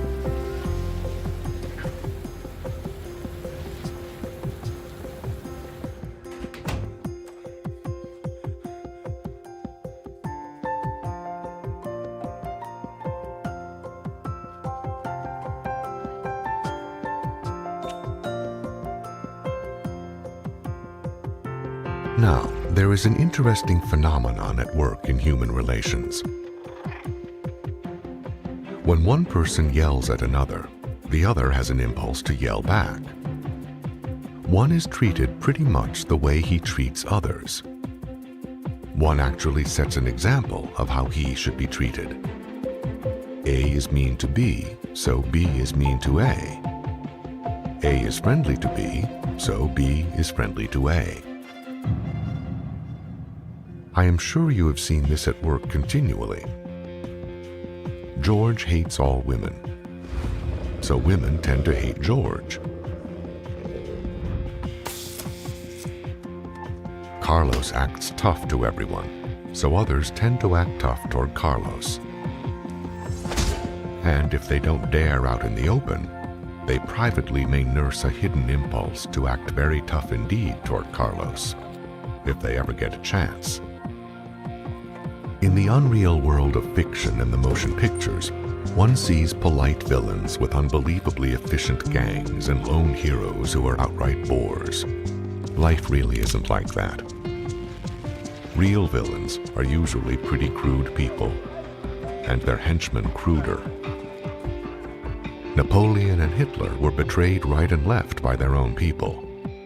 Real heroes are the quietest talking fellows you ever met, and they are very polite to their friends.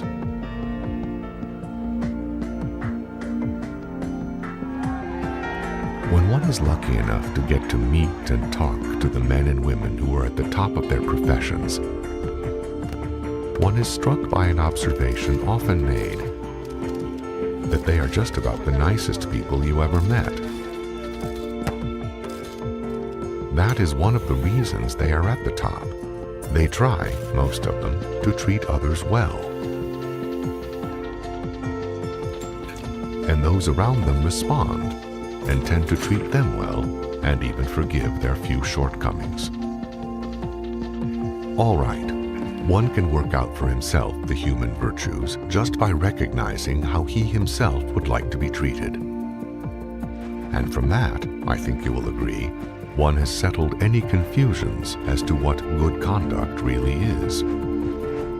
It's a far cry from being inactive, sitting still with your hands in your lap and saying nothing. Being good can be a very active and powerful force. There is little joy to be found in gloomy, restrained solemnity. When some of old made it seem that to practice virtue required a grim and dismal sort of life, they tended to infer that all pleasure came from being wicked. Nothing could be further from the facts. Joy and pleasure do not come from immorality. Quite the reverse. Joy and pleasure arise only in honest hearts. The immoral lead unbelievably tragic lives filled with suffering and pain. The human virtues have little to do with gloominess. They are the bright face of life itself.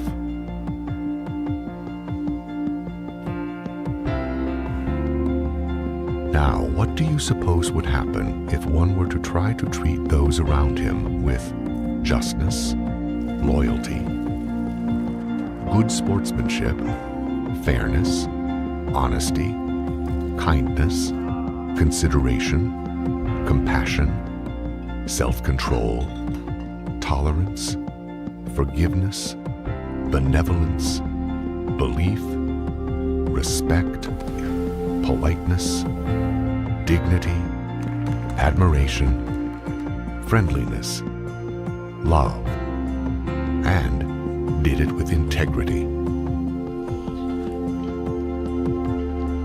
It might take a while, but don't you suppose that many others would then begin to try to treat one the same way? Even allowing for the occasional lapses. The news that startles one half out of his wits, the burglar one has to bop on the head, the nut who is driving slow in the fast lane when one is late for work. It should be fairly visible that one would lift oneself to a new plane of human relations. One's survival potential would be considerably raised. And certainly, one's life would be a happier one. One can influence the conduct of others around him.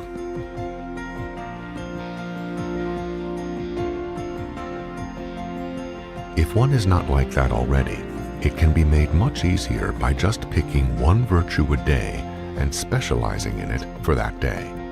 Doing that, they would all eventually be in.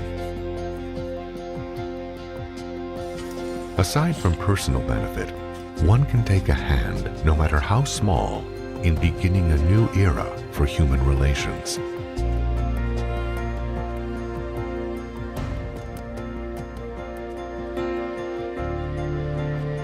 The pebble dropped in a pool can make ripples to the furthest shore. The way to happiness is made much brighter by applying the precept, try to treat others as you would want them to treat you.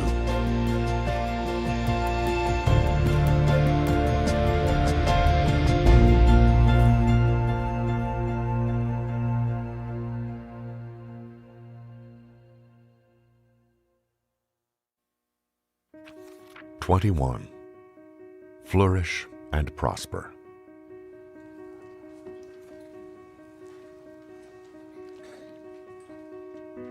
Sometimes others seek to crush one down,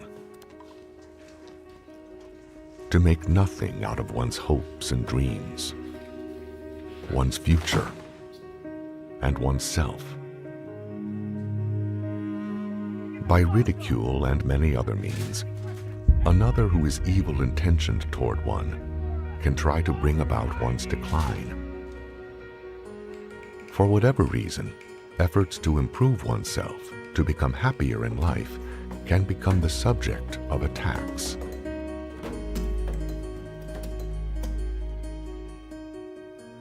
It is sometimes necessary to handle such directly. But there is a long-range handling that seldom fails. What exactly are such people trying to do to one? They are trying to reduce one downward.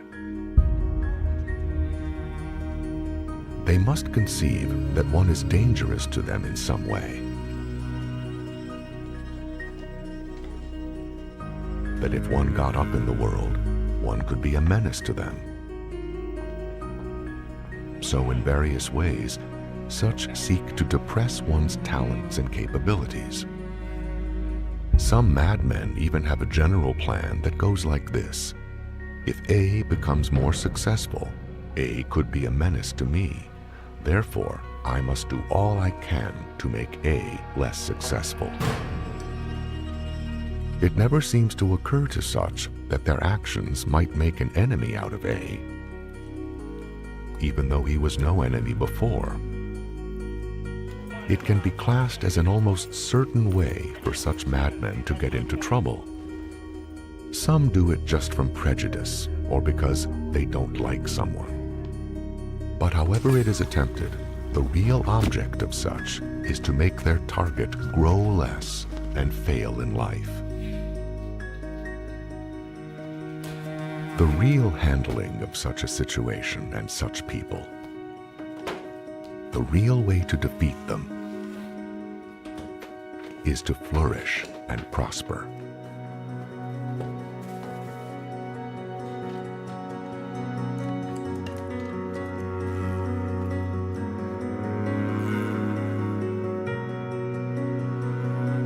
Oh yes, it is true that such people, seeing one improve his lot, can become frantic and attack all the harder.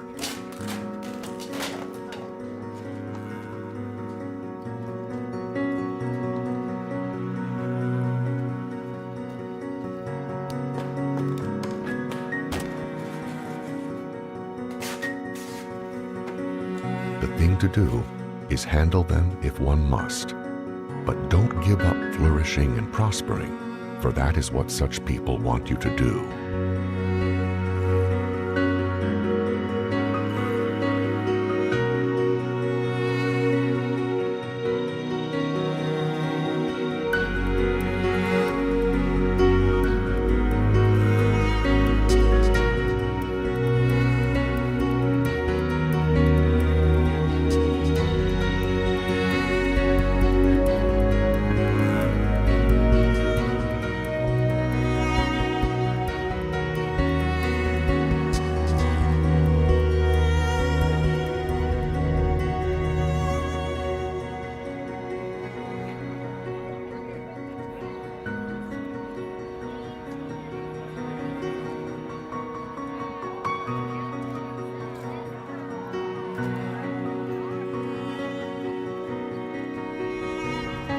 If you flourish and prosper more and more, such people go into apathy about it.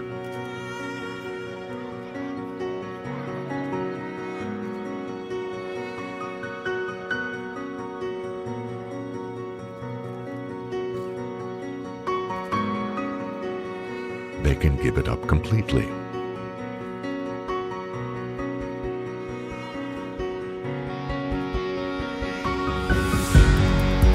If one's aims in life are worthwhile,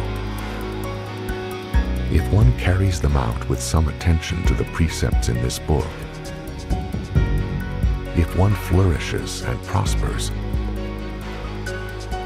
one certainly will wind up the victor, and hopefully without harming a single hair on their heads.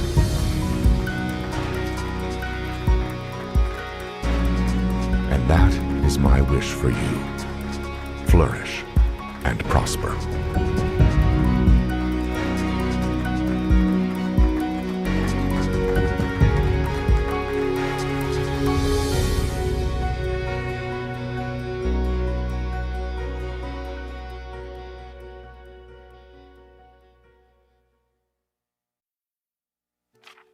Epilogue.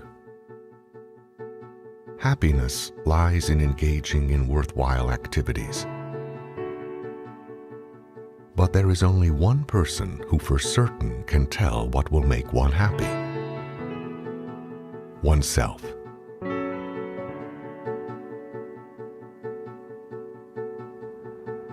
The precepts given in this book are really the edges of the road. Violating them, one is like the motorist who plunges off onto the verge. The result can be wreckage of the moment, the relationship, a life. Only you can say where the road goes, for one sets his goals for the hour, for the relationship, for the phase of life.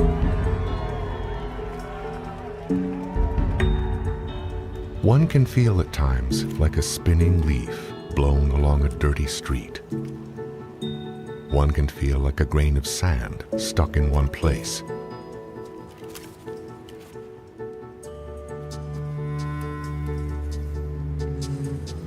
But nobody has said that life was a calm and orderly thing. It isn't.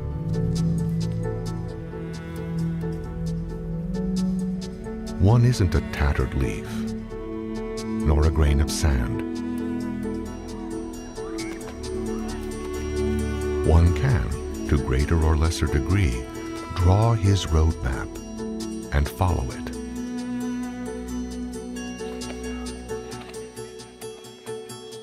One can feel that things are such now that it is much too late to do anything.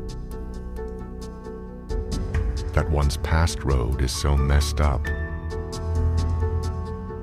that there is no chance of drawing a future one that will be any different.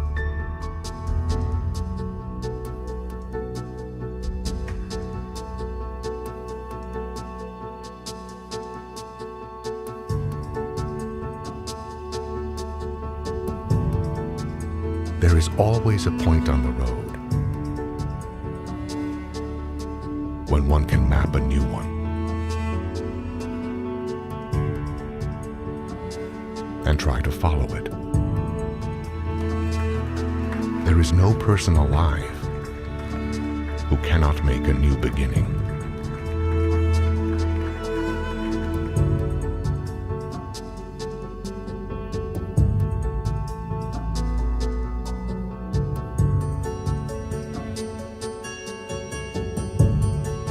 It can be said without the slightest fear of contradiction that others may mock one and seek by various means to push one onto the verge,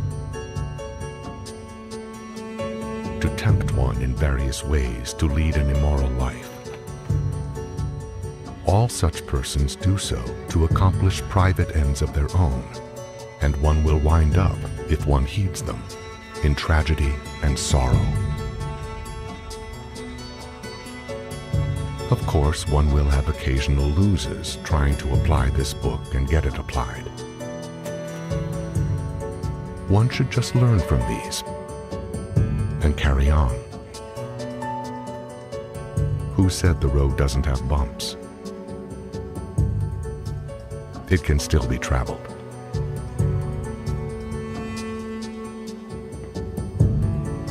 So people can fall down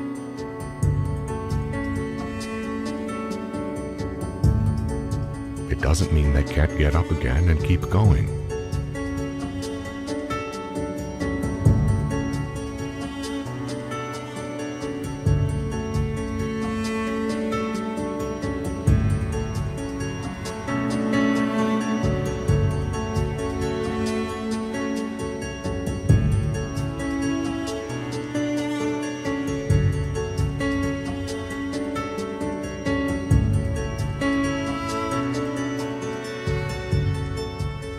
If one keeps the edges on the road, one can't go far wrong.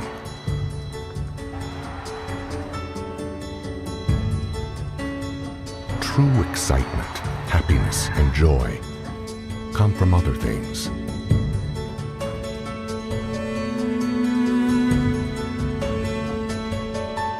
Not from broken lives.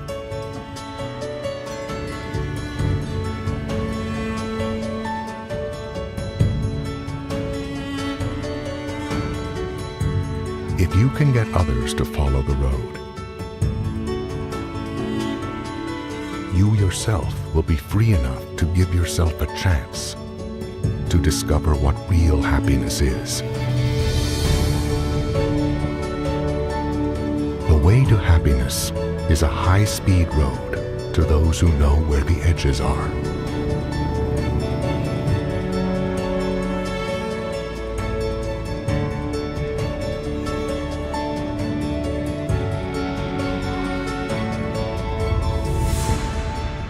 You're the driver.